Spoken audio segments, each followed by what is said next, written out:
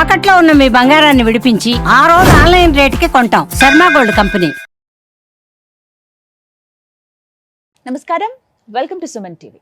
నేను గీతాంజలి. ప్రస్తుతం మనతో పాటు ఒక ముఖ్య అతిథి ఉన్నారండి. శ్రీ విద్యాపీఠం వ్యవస్థాపకులు, అలాగే గత 45 సంవత్సరాలుగా శ్రీ విద్యా ఉపాసనతో ఎంతో మందికి మంత్రోపదేశం చేసినటువంటి శ్రీ గురు కరుణామయ్య గారు మనతో పాటు ఉన్నారు. వారితో మాట్లాడదాం, మరిన్ని అమూల్యమైన విషయాలు తెలుసుకుందాం. గురుగారు నమస్కారం అండి. శ్రీమాత్రమ్మ, ఎలా ఉన్నారు? అమ్మదేవుల బ్రహ్మాండంగా ఉన్నాను.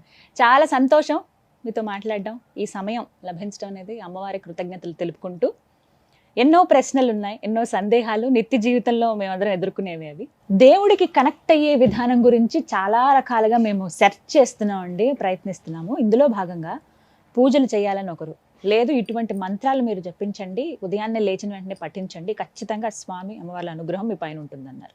లేదు లేదు హోమాలని, మంత్రాలని, కొన్ని తాంత్రిక పూజలని కూడా కొంతమంది అక్కడ దాకా వెళ్ళిపోతున్నారు. వీటన్నిటికీ మించి పాతకాలంలో మా అమ్మమ్మ వాళ్ళు ఇలా వ్రతాలు చేసేవాళ్ళు, ఈ వ్రతం కంపల్సరీ ఆచరించాలట, ఇవి చేద్దామని, ఇలా రకరకాలుగా ఒక్కొక్క మార్గంలో ప్రయత్నిస్తారు. కానీ దేవుణ్ణి కనెక్ట్ అయ్యి అసలైన మార్గం ఏంటో మాకు చెప్పరు అని అడుగుతున్నారు. మీ ప్రశ్నలోనే ఒక చిన్న వింత ఉంది. వింత కనెక్ట్ అవ్వడం, హా. కనెక్ట్ అయ్యే ఉన్నాం. కనెక్ట్ ప్రత్యేకించి అవ్వక్కర్లేదు. తెలుసుకోలేకపోతున్నాం. 4 మహావాక్యాలు ఉన్నాయి. ప్రజ్ఞానం బ్రహ్మ, అయం ఆత్మా బ్రహ్మ, తత్వం అసి, అహం బ్రహ్మాస్మి. అర్థం ఏమిటి? విడదీయలేనటువంటి నువ్వు అసలు విడదీయలేవు భగవంతుని నీ దగ్గర నుండి. ఈ బుద్ధిని ఉపయోగించి నేను అది వేరు ఇది వేరు అనుకుంటున్నాను. నా స్త్రీ నపుంసక నా నపుంసక ఆది మధ్యాంతరహిత అని ఉంటుంది. స్త్రీ కాదు, పురుషుడు కాదు, నపుంసకుడు కాదు, ఆది లేదు, మధ్య లేదు, అంతం లేదు. ఇటువంటి గొప్ప సిద్ధాంతాన్ని మన వాళ్ళు బోధిస్తే, మనం ఈయన పురుష దేవుడు, ఆయన ఆడదేవుడు, ఈవిడికి ఆవిడ అత్తగారు, మా కోడలు, ఆయన కోపం వచ్చింది కరివేపాకు లేదని ఆయన కోపం వచ్చి ఆడ కొండ మీదకి వెళ్ళిపోయారు. ఇవన్నీ ఉండొచ్చు, పురాణాలు ఉండొచ్చు, దాన్ని ఫోకస్ చేస్తున్నాం.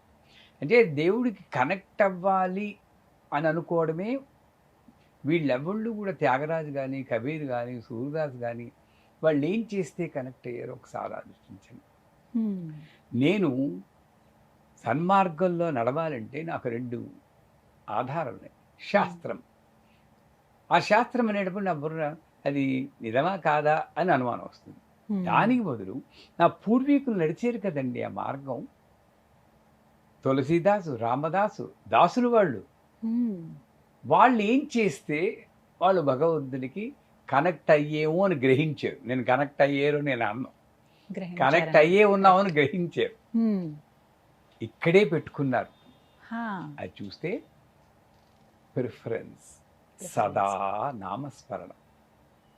నామస్మరణ మించింది లేదు. తింటుంటే రామమయం, కూర్చుంటే రామమయం, పడుకుంటే రామమయం, రామ్ రామ్ రామ్, అంతే. మనం ఏమిటి కండిషన్?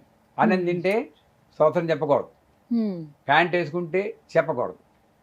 నువ్వు చేసేది ఏంటి? 5 నిమిషాలు పూజ. నీ కోరిక ఏంటి? జీవితాంతం కనెక్ట్ అయిపోవాలి, కలిసిపోవాలి, మిళితం అయిపోవాలి. ఎలా కుదురుతుంది నాకు? వాళ్ళు ఏం చేశారు? 24 గంటలు ఆ చింతనలో గడిపారు. వాళ్ళల్లా మనం సంసారాలు వదిలేయలేదు. వాళ్ళు కూడా, కబీరు వాళ్ళు కూడా సంసారంలో ఉన్నారు, కానీ పూర్తిగా అందరూ అటు వెళ్ళారు. అలా కుదరదు మనకి. నేనేం చేయాలి దేవుడికి కనెక్ట్ చేయాలంటే మొట్టమొదటి నామస్మరణం. ఏ పని చేస్తున్నా సరే, వండుతున్నా సరే భగవన్నామం. అది అది నాకు గుర్తు చేయడానికి ఇంట్లో ఎప్పుడు భగవన్నామం మోగుతూ ఉండాలి. అది ముందు పెట్టుకోండి. ఓం నమో నారాయణ అని తిరుపతిలో ఉన్నట్టు మీ ఇల్లు ఒక తిరుపతి చేసేయండి. అసలు మైండ్ ఎడదు. ఇంకో ఆలోచన వెళ్ళాలన్నా కూడా అమ్మో నారాయణ శబ్దం ఉందని ఒక భయంతోనైనా నువ్వు కనెక్ట్ అవుతావు. నెంబర్ 1. నెంబర్ 2 ఏమిటంటే, నా దేవుడు పూజ గదిలోనే ఉన్నాడు, విగ్రహాల్లో ఉన్నాడు అన్న భావన నుండి బయటికి రండి. నేనేం చేస్తున్నాను? అక్కడే ఉండి పోనీ ఆ దేవుడినే నేను కళ్ళతో చూస్తున్నా అంటే అక్కడికి వెళ్ళి కళ్ళు మూసుకుంటున్నాం. తిరుపతి వెళ్ళి లైన్లో నిల్చుని కొట్టుకు అంతసేపు చచ్చిపోయి పడిగాపులు కాసి. అక్కడికి ఏడుకుంటుందా, అది ఆ ముక్క ఏదో ఇంట్లో చెప్పుకోవచ్చు కదా, అక్కడికి ఎందుకు వెళ్ళడం నిజమే. అంటే నువ్వు కళ్ళు మూసుకుంటున్నావు అక్కడ. హ్మ్. అందుకే నేను చెప్తాను, కళ్ళు తెరిచి మెడిటేట్ చెయ్యి. ఎలా డిస్ట్రాక్షన్స్ ఉంటాయి కదా స్వామి. మరి అదే కష్టం. అందుకే వీడు తప్పించుకోవడానికి ఎస్కేప్ టెక్నాలజీ అంటాను నేను. కళ్ళు మూసుకుంటే ఎవడూ కనబడ్డు, హాయిగా లేనిది ఊహించుకోవచ్చు. ఇలా తటిల్లత సమరుచి మెరుపు తీగులు వచ్చేస్తున్నాయని, పల్సేషన్ అయిపోయింది, ఆజ్ఞాచక్రం ఓపెన్ అయిపోయింది, ఇవన్నీ ఊహించుకోవచ్చు. ఇంటర్నెట్ చదువుతాం కదా. అంటే వాళ్ళ కోపాలు వస్తే నిజం జరిగేది ఇదే, ఏం అక్కర్లేదర్రా. ఒక్కళ్ళని చూశాను గురుజీ, నేను నేపాల్ వెళ్ళాను ఈ మధ్య. ఒక బుద్ధుడి టెంపుల్ అది, అక్కడ వాళ్ళు బాగా ఆచరిస్తారు. ఒక అబ్బాయి, తను ఫారినరే, అసలు మన ఇండియన్ అయితే కాదు, తెలుస్తోంది వారిని చూడగానే. కళ్ళు తెరిచి తను ధ్యానం చేస్తున్నారు. అసలు ఎలా ఉన్నారా, మేము ముందు ఇట్లా భక్తులు మిగతా వాళ్ళందరూ తిరుగుతున్నారు, కళ్ళు తెరిచే ఉన్నారు ఆయన. అసలు అది ఎలా సాధ్యమైందో మాకైతే అర్థం కాలేదు. ఇప్పుడు మీరైనా ఇది ట్రై చేయండి. కళ్ళు తెరిచి ఉండాలండి, ముఖంలో చిరునవ్వు ఉండాలి, ఇంతే. ఒక మంత్రం లేదు, ఏమక్కర్లేదు, చిరునవ్వు ఉండాలి. ఎన్నో ఆలోచనలు వస్తుంటాయి. ఈ ఆలోచనని నేను అరెస్ట్ చేయలేను. పూర్తిగా ఆలోచన లేకపోతే కోమా అంటారు దాన్ని, అది వద్దు మనకి. మైండ్ అంటూ ఉంటే ఆలోచనలు ఉంటాయి, దాన్ని ఆపడానికి ప్రయత్నించకు. అయితే ఆలోచనలు రాని, దాన్ని పట్టుకోకు. అది మంచిగా చెడ ఆలోచన ఇలా. ఈ సమయంలో మీ బాబిగాడు ఎవడో వచ్చి అక్కడ ఉన్న ఫ్లవర్ వేస్ని తోసేయడానికి చూస్తారు. అప్పుడు మీరు రియాక్ట్ అవ్వకుండా ఉండగలిగితే ధ్యానం అది. కదలకో, తోసేయకో అంటుంటారు. ఇంకేం ధ్యానం అది? చాలా మంది చేసే పనే అది, కళ్ళు మూసుకునేది. అందుకే గురుజీ, కళ్ళు మూసుకుని నువ్వు ధ్యానం చేస్తే అసలు నువ్వు ఏది కనబడకూడదు. ఒరే చప్పుడు చేయకుండా నేను ధ్యానం చేస్తున్నాను, ఎలా ఎక్కడ చేస్తున్నావు? చప్పుడు మీద ఉంది నీ దృష్టి. భగవంతుని మీకు దృష్టి ఉంటే చప్పుడు వినబడకూడదు, అది కష్టం. అంటే నేననేది ఏంటంటే, నీ మైండ్ రియాక్షన్ తగ్గించుకో. ఒకటి నామస్మరణ, రెండోది ఏమిటి, భగవంతుడు విగ్రహంలోనే ఉన్నాడు, పూజ గదిలోనే ఉన్నాడు అని బయటపడ్డాం. మూడోది ఏమిటంటే నాన్ రియాక్టివ్ నేచర్ని అలవర్చుకోవాలి. కష్టం. ఎంత ఫ్రీక్వెంట్గా రియాక్ట్ అవుతాం, ఎంత వైలెంట్గా రియాక్ట్ అవుతాం. ఆ రియాక్షను, ఇప్పుడు మీరు ఏదో అన్నారు, నా కోపం వస్తుంది, వెంటనే ఖయ్యమంటాను. తర్వాత మీరు మీ ప్రసక్తి వచ్చేటప్పటికి నా మొహంలో మార్పు వచ్చేస్తుంటాం. అంటే ఆ రియాక్షన్ ఇంకా నాకు ఉంది. ఇవన్నీ తగ్గించుకోవాలంటే ఓపెన్ ఐ మెడిటేషన్ ఇలా నిలిచి కూర్చోవాలి. సో వాడు వస్తున్నా సరే ఎలాగో అలా కంట్రోల్ చేసుకుని, వాడు తోసేస్తాడు, అరే ఏడుపు వస్తుందా, ఒక నవ్వు పెట్టుకుని కూర్చోండి. మీరు నమ్మరమ్మా, ఒక 40 రోజులు ట్రై చేయండి. నెక్స్ట్ టైము మీరు ఆ కూర్చుంటే బాబిగాడు రాబోయి ఆగిపోతాడు. Your consciousness will flow. మీరు మాట చెప్పక్కర్లేదు, ఒరే ఆగరా అనక్కర్లేదు. ఈ శబ్దం లేనటువంటి ఒక సూచన వాడికి వెళ్ళిపోతుంది. దానికి భాష అక్కర్లేదు, మాట అక్కర్లేదు, శబ్దము అక్కర్లేదు, ఆగిపోతాడు అక్కడ. అది ధ్యానం. ఇది కనెక్షన్ పద్ధతి. ఇలా కనెక్ట్ అవ్వచ్చు. ఇది కరెక్ట్. ఆల్రెడీ కనెక్ట్ అయ్యున్నావు, తెలుసుకోగలుగుతాం. నువ్వు రియాక్ట్ అయ్యి దూరం అవుతున్నావు. ఆ రియాక్షన్ నువ్వు తగ్గించేవంటే ఆటోమేటిక్గా. సో 3 సూత్రాలే. ఒకటి ధ్యానం, నామస్మరణ.